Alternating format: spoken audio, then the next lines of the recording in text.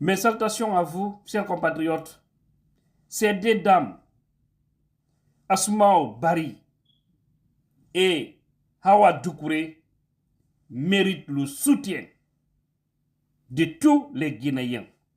Nous devons soutenir ces deux dames afin que ce CNRD et le ministère de la Justice acceptent de libérer leurs maris et tous les autres détenus. C'est vraiment injuste. C'est honteux pour le CNRD, c'est honteux pour le ministère de la Justice, dont on nous parle aujourd'hui de boussole. Plus de 8 mois, ces jeunes sont en prison, injustement arrêtés. Injustement. Hein? Et on a vu les démarches que cette dame, Asmao Bari, et Hawa Asmao Bari, pour la précision, qui est la femme de Ibrahima Diallo, d'FNDC, et Hawa Doucouré, qui est la femme de Fonike Mengue. Voici des braves dames. Et puis pour vous dire que c'est des gens qui connaissent leurs droits, qui connaissent, c'est-à-dire les principes de la justice. Il y a longtemps, des gens étaient là à les dénigrer, à dire que comment est-ce qu'elles peuvent travailler dans un système et chassant que leurs maris sont en prison. Mais elles attendaient que le moment, parce qu'on a dit qu'ils ne devraient pas passer plus de 8 mois en prison, c'est-à-dire 4 mois renouvelables une fois. Mais aujourd'hui, ils ont atteint ces 8 mois et les femmes ont fait des sorties maintenant pour réclamer leur libération. Et elles sont allées au-delà pour lancer, c'est-à-dire à l'attention de la communauté nationale et internationale, tout ce qui va arriver à ces jeunes. C'est Doumbouya, c'est Charles White qui sont à la base. Ce sont eux, c'est le CNRD, c'est le ministère de la Justice. Moi, je pense que les organisations des droits de l'homme doivent s'ajouter à ces dames. Et je demande à ces deux dames de continuer, de persévérer, d'organiser même des manifestations. Les gens vont les accompagner, les gens vont les soutenir. À l'international, tout le monde voit comment ces jeunes militaires se comportent en Guinée. C'est vraiment une honte. Alors vous qui parlez sur la promotion de la jeunesse, regardez ce que les jeunes font aujourd'hui. Comme ce que vous, c'est-à-dire, c'est le rêve de certains. Non, les jeunes doivent être à la tête.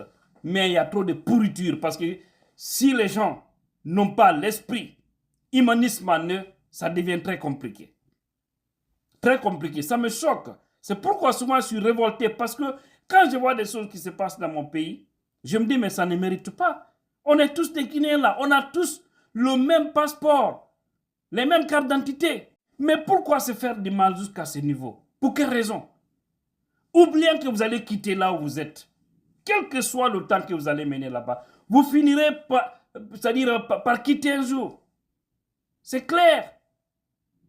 Mansaya, wati lala. Mansa sifen, mo kelentira sila kono. Voilà.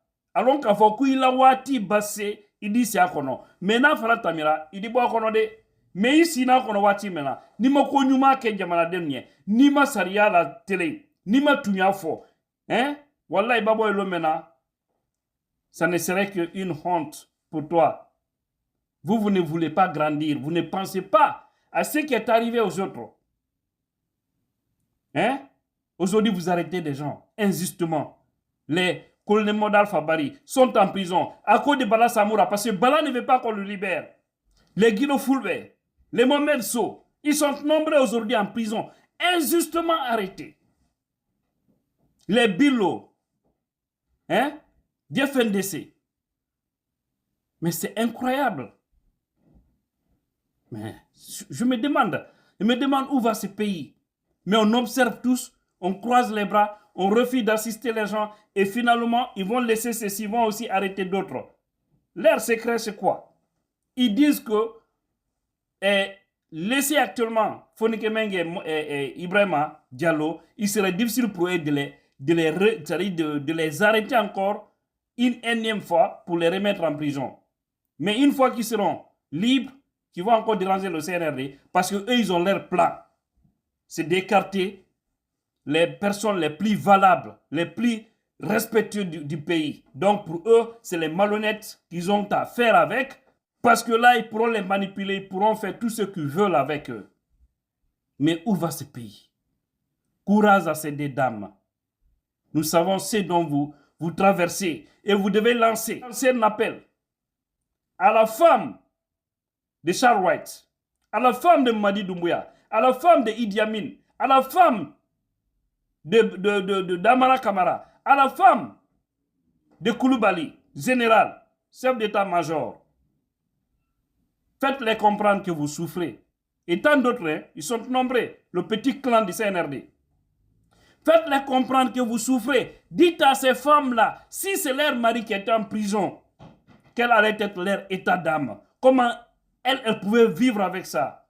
Faites-les comprendre que plus de 8 mois, vous souffrez avec vos enfants à la maison à cause de la véracité de vos maris. Parce que les jeunes ont décidé de défendre la République et non pas un petit clan. Qu'est-ce que les jeunes là n'ont pas fait pour le CNRD à la prise du pouvoir? Ils ont fait le tour de la CEDEAO. Ils sont allés en Europe, un peu partout, pour convaincre ces gens-là.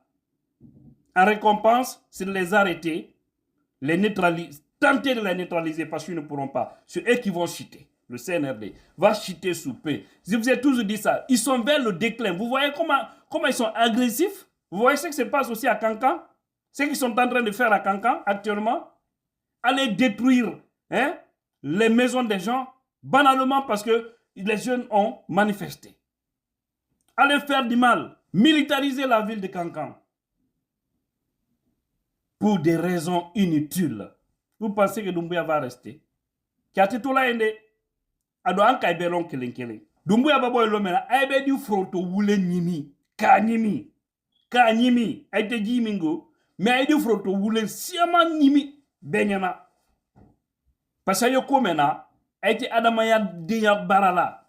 Kamol demino ya kalbla kasola. Dans le vide. Hein? Que nous on est les dirigeants.